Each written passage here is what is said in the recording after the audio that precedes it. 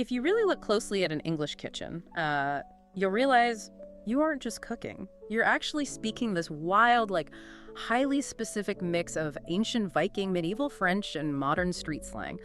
Welcome back to Mini English Tips. Yes, welcome. It's so great to be back. Today's mission is, well, it's all about mastering the English of the kitchen.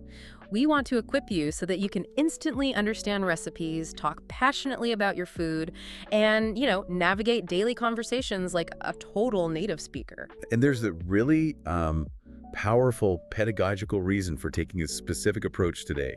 Because usually when you sit down to learn a language, there's this expectation of just dry memorization. Oh, yeah, staring at a textbook. Exactly. You just stare at a vocabulary list on a screen and you hope the words magically stick.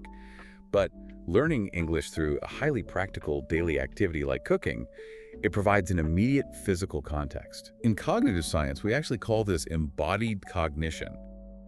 So when you connect a physical action, like the heavy weight of holding a knife or the sting of smelling onions, to a new English word, your brain wires it in completely differently. It's like you're bypassing the dictionary entirely. You are. You're removing that abstract translation process, and you're tying the vocabulary directly to muscle memory. I mean, it just makes remembering the language simple, fast, and incredibly engaging for you. That makes so much sense, honestly. You aren't just memorizing a dictionary, you're experiencing the language in real time. So if we're going to experience this language, we need to start where every good meal starts, right? Building the foundation. Yes, the absolute basics. And in the culinary world, that means prepping your station. Mm-hmm. Let's look at the physical tools you actually need when you walk into the kitchen. Right. So to properly prep your station, you have to know your essential equipment. And English is, well, famously specific about these tools. Let's start with the actual surface you work on. You don't just call it a table, right? No, you don't use a cutting table. You use a chopping board. It's a specific dedicated piece of wood or plastic. And then once your ingredients are ready, you might reach for a skillet. A skillet, right. What? Which is different from just a regular pot. Exactly. A skillet is a flat-bottomed pan with lightly flared edges, and it's designed specifically for frying over high heat. And to move food around in that skillet, you'll need a spatula, which is a flat, flexible tool that lets you slide under an egg to flip it over. Or, if you're not using a spatula, you're probably reaching for tongs, which are basically these giant mechanical metal fingers. They let you grab, pinch, and turn food over safely so you don't burn your hands. They are essential. Oh, absolutely. And there's a universal unspoken rule with tongs. You have to click them together twice before you use them, just to make sure they work. Yes. It's practically a mandatory reflex at this point. 2 clicks. Always. Now, if you're mixing ingredients rather than flipping them, you move to whisks. Right. The whisk. A standard balloon whisk is, well, it's a bundle of curved wires used to beat air into liquids, like if you're making whipped cream. But if you're making something really dense, like a thick bread dough, a standard whisk will just get completely clogged up. Oh, yeah. It becomes a nightmare to clean. It really does. Yeah. So for that, you use a Dutch whisk. It has this rigid, concentric loop design on a long wooden handle. And the physics of those loops actually allow it to cut right through heavy, wet flour without getting stuck. Wow. It's amazing how specialized the vocabulary gets just based on the exact physics of the tool. And, I mean, nowhere is that more obvious than with knives. Oh, absolutely. Knives are highly specific. If you're breaking down a massive piece of meat or, say, hacking through a really tough root vegetable, you want a cleaver. Those are the big, scary ones. Yes, a cleaver is heavy, thick, and rectangular. It doesn't rely on a delicate slicing motion. It basically uses pure gravity and weight to chop right through bone. But on the complete opposite end of the spectrum, you have the paring knife. The little tiny one. Right. A paring knife is usually only a few inches long. It's designed to be held in the air, actually not against a chopping board. You use it for delicate precision work like peeling the papery skin off a clove of garlic. Okay, so we've got our heavy cleavers, our tiny paring knives, and our chopping boards. But the verbs we use to describe what we actually do with these tools are just as specific. If a recipe says just cut the onion, that's actually not helpful enough in English. It really isn't. The English language has a massive culinary vocabulary. And a lot of that is because after the Norman conquest back in 1066, English absorbed thousands of French cooking terms. Right, so we have all these different layers of words. Exactly. Let's break down the actual cutting actions you will see in a recipe. First is chopping. This is a general, rough, somewhat aggressive cut. When you chop an onion, you're basically just breaking it down into smaller, irregular pieces. So the exact shape doesn't really matter. No, it doesn't. It's just about reducing the overall size. Right, so if you're making like a rustic stew that's going to cook on the stove for 5 hours, a rough chop is all you really need. Exactly. But then we move to slicing. And slicing requires a smooth horizontal motion to create thin, flat, uniform layers. Think about the geometry of it, right? Like slicing a loaf of bread or slicing a tomato for a sandwich. You are creating flat planes of food. Okay, wait. Let me make sure I'm picturing this right, because the next one always catches people off guard. Dicing. When a recipe tells me to dice a carrot, is that literally connected to making little board game dice out of my vegetables? That is exactly the mechanism at play. And that's precisely where the etymology of the term comes from. Wait, really? That's amazing. Yes. When you dice a carrot, you are taking those flat slices and cutting them across to create tiny, perfect little geometric squares, just like rolling dice in a casino. It's significantly smaller and much more uniform than just chopping. So why do they need to be so perfect? Well, a recipe will ask you to dice vegetables for a quick soup because those tiny, identical cubes will all cook at the exact same speed. It creates this perfectly even texture. Ah, so the geometry actually dictates the cooking time. That makes total sense. It does. Then we have mashing. And for this, you don't use a knife at all. You use a fork or a dedicated potato masher. Mashing is the physical act of crushing a soft ingredient, turning it from a solid structure into a soft, formless pulp. Like mashed potato. Exactly. Or mashing really ripe bananas to bake banana bread. And finally, we have one of the most specific terms, which is zesting. Ooh, zesting. That just sounds incredibly refined. It is a very delicate process. When you zest a lemon or a lime, you use a tool with these micro perforations to scrape off only the brightly colored, absolute outer layer of the skin. Just the very outside. Yes, because you must avoid the thick white pith underneath. It's incredibly bitter. That brightly colored zest is where all the concentrated, flavorful citrus oils are stored. Okay, so before you go grab a knife to practice turning a carrot into perfectly geometric dice, I have to give you a massive, street smart survival tip for the kitchen. Oh, please do. Safety first. In professional kitchens, they teach you something called the claw grip. When you hold the vegetable you're cutting, you must curl your fingers backward, inward toward your palm, literally like a bear claw. Right, keeping those fingertips tucked away. Exactly. You rest the flat side of the knife blade against your bent knuckles as a guide. And why do we do this? So you don't accidentally slice your finger off. A very good reason. Yeah, if the knife slips, it just hits the flat bone of your knuckle, not your fingertip. Look, if we're making a vegetarian soup, we do not want any extra accidental meat in the dish, right? Keep those knuckles curled back. That is a vital piece of advice. The claw grip relies on the actual anatomy of your hand to prevent a trip to the emergency room. Exactly. And, while we're talking about real-world application, here is a massive pro tip for your daily conversational English. Okay, let's hear it. Let's say you walk into the kitchen, you don't have a recipe book, you open the fridge, and you just see a random half onion, a sad-looking pepper, and some leftover chicken. You don't panic, you just wing it, or you play it by ear. Oh, those are excellent phrases. Yeah, these are two incredibly common native phrases that just mean you are improvising. You're making it up as you go along, trusting your instincts rather than a strict plan.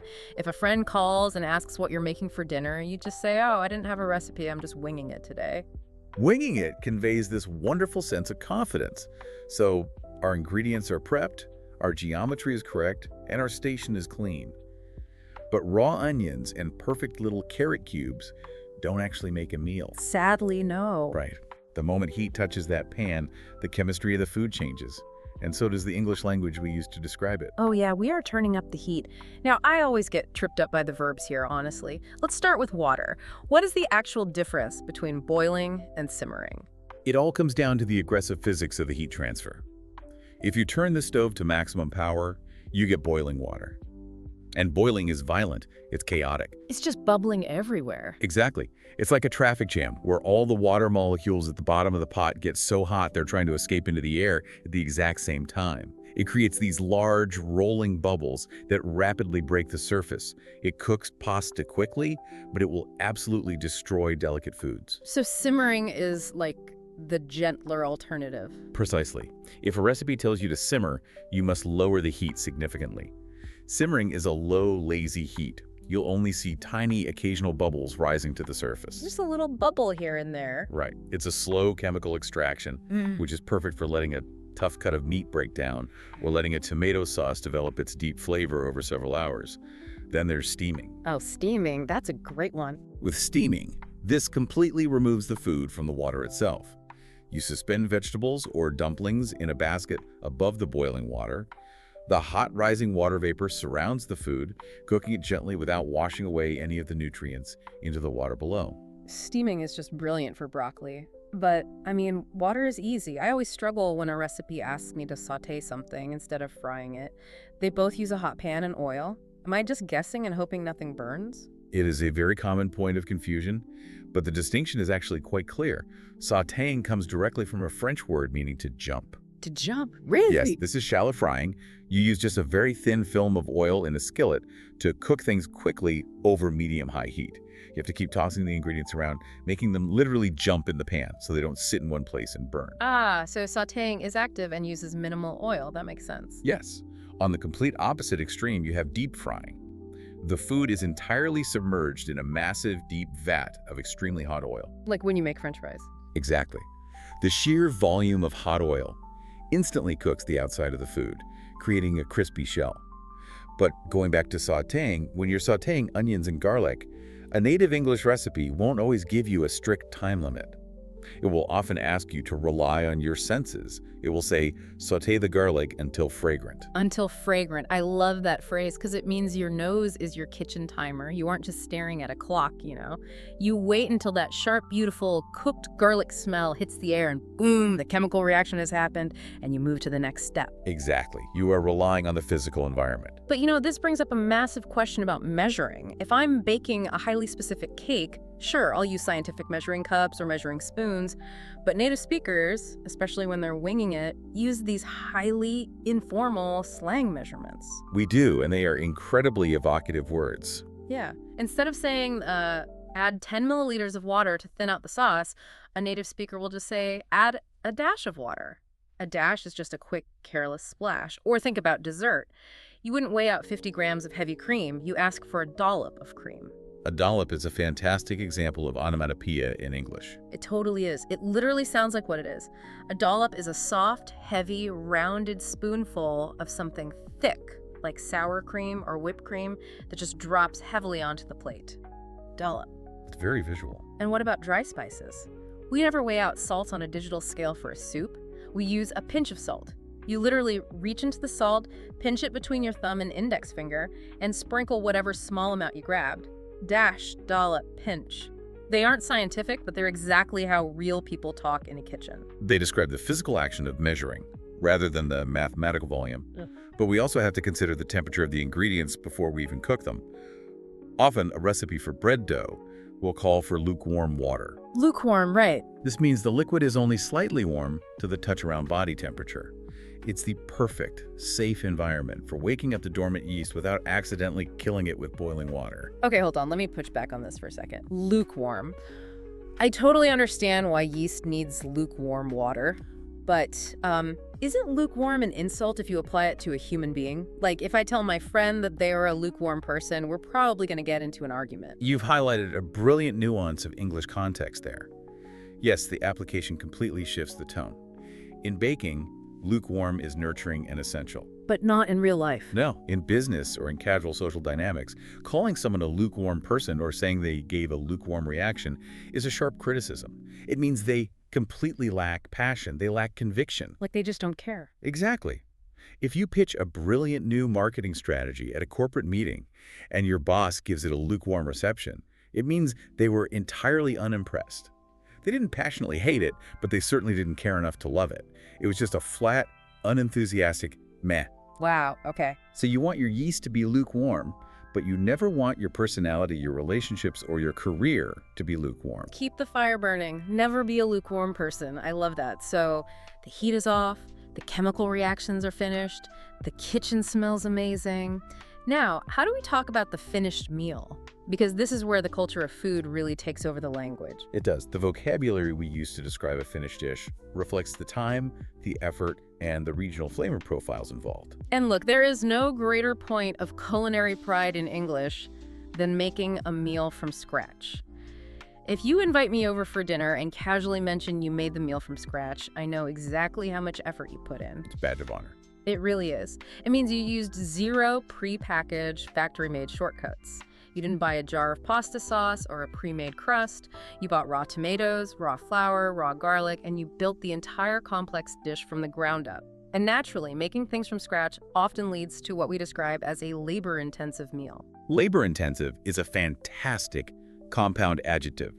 It means the process demands a vast amount of physical human effort and time, rather than just waiting for a machine or a microwave to do the work. If you want the ultimate example of labor-intensive, just look at the traditional American Thanksgiving turkey. First, you have to create a dry rub. Right, the spice mixture. Yeah, this complex mixture of coarse salt and dry spices, and you physically massage it deep into the skin of this massive bird. Then you bake it, checking the temperature constantly for hours. When it finally comes out of the oven, you can't just hack it to pieces. You have to let the meat rest. The resting phase is crucial. You literally just let this giant cooked bird sit untouched on the kitchen counter for 30 minutes so the internal pressure drops and the juices can reabsorb into the muscle fibers. And then you have to carve it. Which is an art in itself. It's not just chopping. Carving is the highly skilled anatomical process of slicing a large roast away from the bone. Dry rub, bake, rest, carve. Yeah. That is incredibly labor-intensive. It is an all-day, exhausting architectural event. And when everyone finally sits down at the table to eat that turkey, we broadly divide the flavors of any meal into two main linguistic categories in English, savory, and sweet. Getting this distinction right is so vital. It really is. Savory applies to dishes that are rich, salty, earthy, or spicy. Think of a rich beef stew, or deeply spiced Mexican enchiladas dripping in cheese, or traditional Ukrainian cabbage rolls. Those are hearty, complex, savory dishes. Yeah, you would never, ever take a bite of garlic and onion soup and say, wow, this is sweet. Exactly. Sweet, on the other hand, is driven by sugar.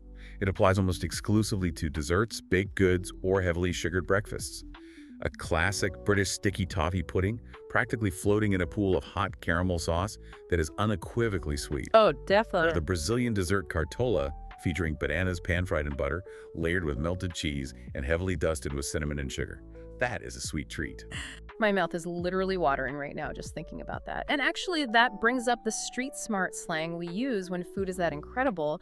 If you walk into a kitchen and the smell hits you, you say, wow, this looks mouth-watering. Or, I am literally drooling right now. Drooling is such a visceral word. It is. It's the involuntary physical reaction where your mouth waters because your brain is demanding that you eat the food immediately.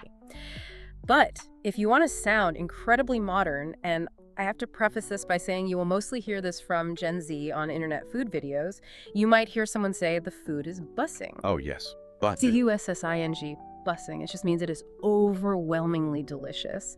And they might follow it up with the phrase no cap, which is modern internet slang for, like, I am not lying or I am being totally serious. So a 19-year-old takes a bite of that sticky toffee pudding and says, wow, this dessert is bussing, no cap. I feel a strong pedagogical duty to issue a very stern warning about audience awareness here. Please analyze your context before using those terms. Absolutely. Proceed with caution.